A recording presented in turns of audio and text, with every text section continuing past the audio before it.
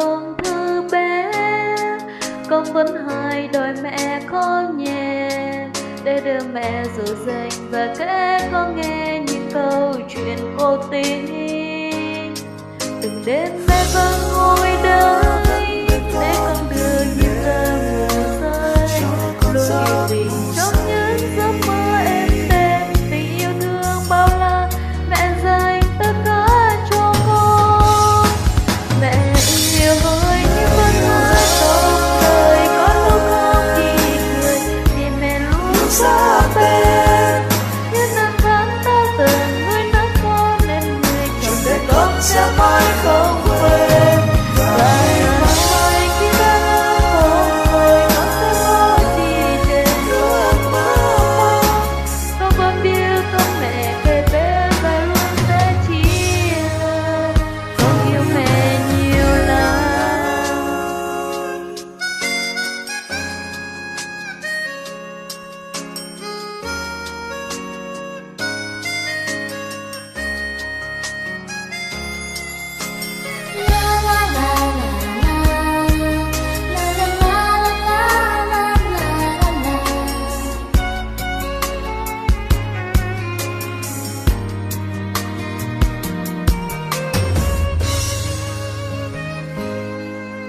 Ngày xưa khi còn thơ bé, con vẫn hay đòi mẹ có nhẹ để đưa mẹ dỗ dành và kể con nghe những câu chuyện cô tình.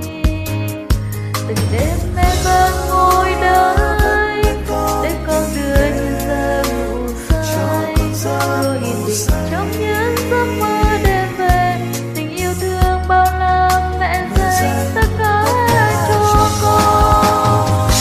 Mẹ yêu ơi như con thơ trong đời, có lúc khóc thì cười nhưng sẽ luôn xa bên.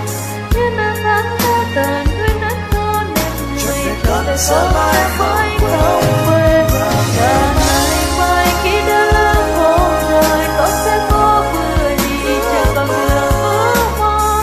Con vẫn biết có mẹ kề bên và luôn sẻ chia. Con yêu mẹ nhiều lắm.